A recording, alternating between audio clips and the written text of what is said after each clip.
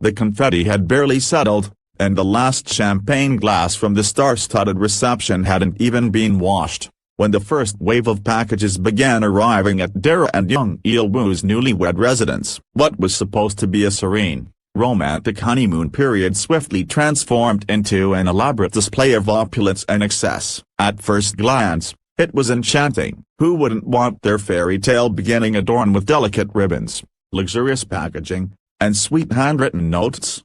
But as the days passed, that enchantment began to unravel, revealing a complex and emotional narrative beneath the surface. Dara had always been known for her elegance and grace, a former idol with an eye for simplicity.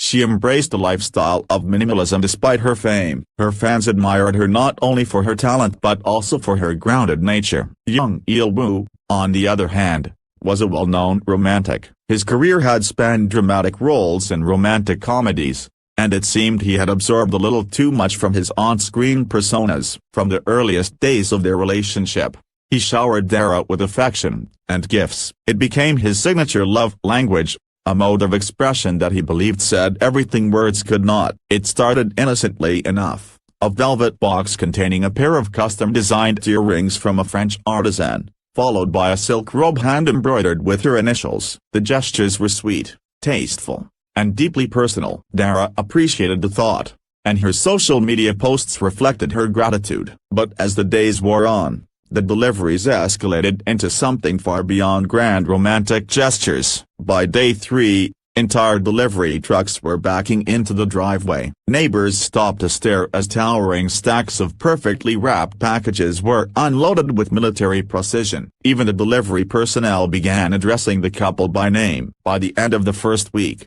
the couple's spacious living room had transformed into what one visitor jokingly called a luxury department store explosion. Each room of the house began filling with lavish items, from high-end electronics to imported Italian furniture. The hallway was lined with floral arrangements from every continent, the kitchen counters buried beneath gourmet gift baskets, and closets overflowing with designer fashion still tagged and folded in pristine tissue paper. What had once been a carefully curated home was now a maze of cardboard boxes, packing peanuts, and satin bows. The outside world, it looked like a dream. Headlines gushed, "Jung Il-woo is the most romantic husband alive."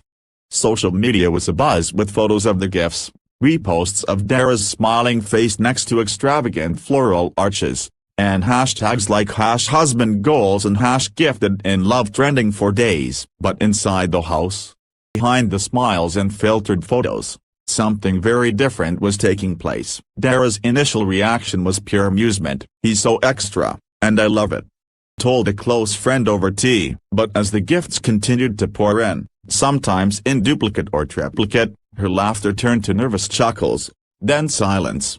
Eventually, it became a kind of dread. The arrival of each new package, once a source of excitement, began to induce anxiety. The front doorbell, which rang nearly every hour, became a source of stress rather than joy. What made the situation more complex was Dara's internal struggle. She didn't want to seem ungrateful. Jung Il-woo's intentions were pure. Knew how much effort he put into every detail, but the constant flow of gifts began to feel suffocating. Their home, no longer felt like a safe haven. It felt like a museum of extravagance. Friends started to notice the shift in her demeanor. Once radiant bride seemed distracted, preoccupied, even melancholic. During a photo shoot, her stylist asked gently if everything was all right. Dara, usually composed and poised, sighed and said, "It's just too much. Every room is filled with things I didn't ask for. I feel like I'm living in a showroom, not a home." Meanwhile, Jung Il-woo remained blissfully unaware of the growing disconnect. In his mind, he was celebrating their union the only way he knew how. To him, the gifts were an extension of his devotion. His way of showering Dara with the love he felt too deeply to express in words alone. He believed he was building memories, lasting moments that Dara would cherish forever. Their communication, once seamless and full of warmth, began to fray. Conversations that had once flowed like poetry became strained discussions about storage space, missed deliveries, and whether or not to send back the third espresso machine. Dara found herself dodging discussions, hoping to avoid hurting his feelings, but the emotional toll was beginning to build. Then came the tipping point. One rainy evening, as thunder rumbled in the distance and the city lights shimmered outside their floor-to-ceiling windows, Dara broke down. She locked herself in the bedroom and wept. The of the rain drowned out her sobs, but not her pain. "I love him," she whispered to herself.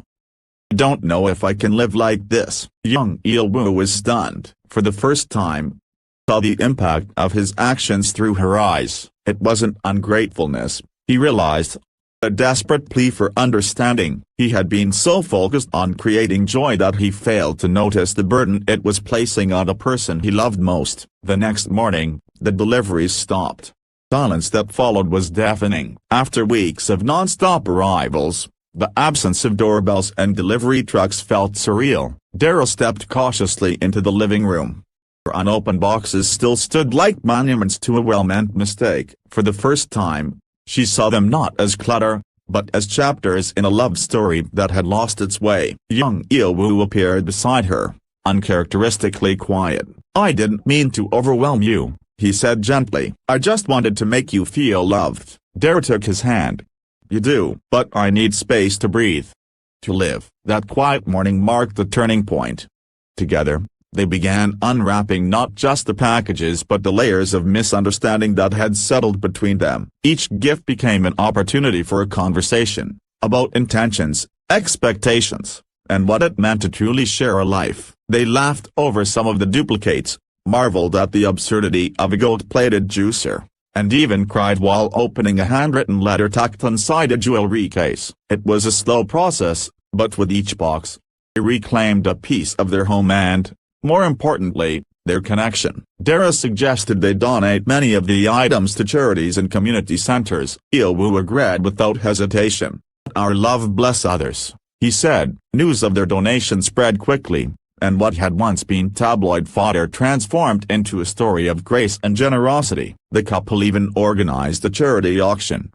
Proceeds from select luxury items funded scholarships for underprivileged youth. Fans around the world cheered them on, not just for their glamorous wedding or celebrity status, but for their humanity. In the weeks that followed, Dara and redefined what gift-giving meant in their relationship. It wasn't about grand gestures or expensive items anymore. It was about timing, thoughtfulness, mutual understanding. Dara started leaving little notes in Woo's briefcase, while he surprised her with breakfast he cooked himself. Their home, once overrun with lavish packages, slowly transformed into a sanctuary of simplicity and love. They decorated together, choosing pieces that reflected both their tastes. They found joy not in what they had, but in what they built together.